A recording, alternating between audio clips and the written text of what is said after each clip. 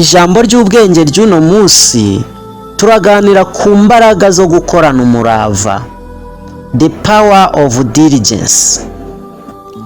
Bavandimwe bakundwa, uyu munsi turaganira ku ijambo ry'Imana rituruka mu gitabo cy'Imigani rifite insanganyamatsiko igira iti imbaraga zo gukorana umurava. Bibiliya itwigisha ko umurava ari urufunguzo rw'iterambere kandi ko Uwiteka yishimira abakozi bakorana umurava. Mu Migani dusangamo impanuro zerekana ko gukorana umurava bituzanira umugisha kandi bikadufasha gukorera Imana neza. Beloved brothers and sisters, today we reflect on the word of God from the book of Proverbs under the theme, the power of diligence. The Bible teaches us that diligence is the key to progress and that the Lord delights in those who work diligently. The book of Proverbs contains guidance showing that diligence brings blessings and helps us serve God effectively.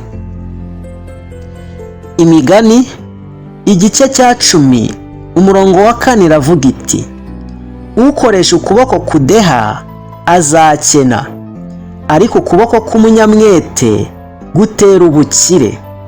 Iyi ni inkuru itwereka ko ubunebwe butugeza mu bukene, naho umurava ukazana umugisha.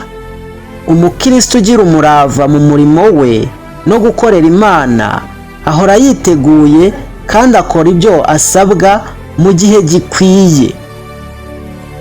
Proverbs chapter 10 verse 4 says, lazy hands make for poverty, but diligent hands bring wealth. This teaches us that laziness leads to poverty, while diligence brings blessing. A Christian who is diligent in both their work and service to God remains prepared and fulfills their duties at the right time. Gukorana umurava mu buryo bw'umwuka bisaba kudacogora mu gusenga no kwiga ijambo ry'Imana. Imigani igice cya 13 umurongo wa 4 iravuga iti umutima w'umunyabute urifuza kandi ntacyo uri bubone, ariko umutima w'umunyamwete uzahazwa rwose. Ibi bitwereka ko umurava mu by'Imana iduhamagariye uduha gusagamba mu buntu bwayo. Being diligent spiritually means not growing weary in prayer and studying the word of God. Proverbs chapter 13 verse 4 says, the soul of sluggard craves and gets nothing, while the soul of diligent is richly supplied. This shows us that diligence in what God has called us to do allows us to abound in His grace. Imigani igice cya 12 umurongo wa 24 itubwira iti ukuboko k'umunyamwete kuzatwara, ariko ukuboko k'umunyabute kuzakoreshwa uburetwa. Umurava utuma umuntu agira icyubahiro n'ubuyobozi, naho ubunebwe bukamushyira mu bubata. Mu buzima bw'umukristo umurava utuma tugira ijambo ry'ukuri no kuba icyitegererezo mu muryango n'ahandi hose. Proverbs chapter 12 verse 24 tells us, diligent hands will rule, but laziness ends in forced labor. Diligence leads to honor and leadership, while laziness leads to servitude. In Christian life, diligence gives us a voice of truth and makes us an example in the family and in all areas of life. Gukorana umurava bisaba gucunga neza umwanya dufite. Imigani igice cya 6 umurongo wa 6 kugeza ku wa 8 itubwira iti: wa munyabute we, sanga ikimonyo, witegereze uko kigenza, kandi ugire ubwenge. Ntikigira umutware cyangwa igisonga cyangwa shebuja, ariko gihunika ibiryo byacyo mu gihe cy'iki, kandi mu isarura kikishakira ibigitunga. Ibi bitwigisha ko gucunga neza igihe no kwitegura bizana umutekano mu buzima.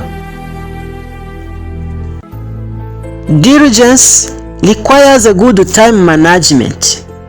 Proverbs chapter 6 verse 6 to 8 directs us to look at the ant.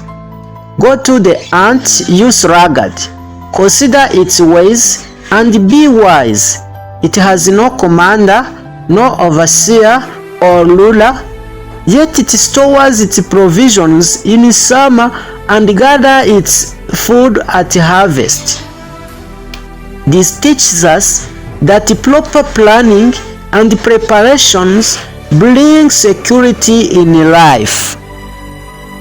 Nk'uko imigani igice cya 21 umurongo wa 5 ivuga iti: ibyo umunyamwete atekereza bizana ubukire, ariko ubwira bwinshi bwiriza ubusa. Ibi bidusaba kugira gahunda n'icyerekezo mu byo dukora byose. Umurava uhuje no gushaka ubwenge bw'Imana bituma tugera ku ntego zacu mu buryo bushimisha Imana. As Proverbs chapter 21 verse 5 says, the plans of diligence lead to profit as surely as haste leads to poverty. This calls us to have order and vision in everything we do. Diligence, combined with seeking God's wisdom, allows us to achieve our goals in a way that pleases Him. Bavandimwe, gukorana umurava ni isoko y'umugisha mu buzima bwa buri munsi no mu buryo bw'umwuka. Dusabe Uwiteka duha umutima w'umurava, adukize ubunebwe, kandi aduha imbaraga zo gukorera Imana n'abantu twese tubikuye ku mutima. Beloved, diligence is a source of blessings in both daily life and spiritual matters. Let us ask the Lord to give us a heart of diligence, to deliver us from laziness, and to strengthen us to serve Him and others wholeheartedly. Thank you, brothers and sisters, for watching this video today. We shall meet next. May God the Father bless you.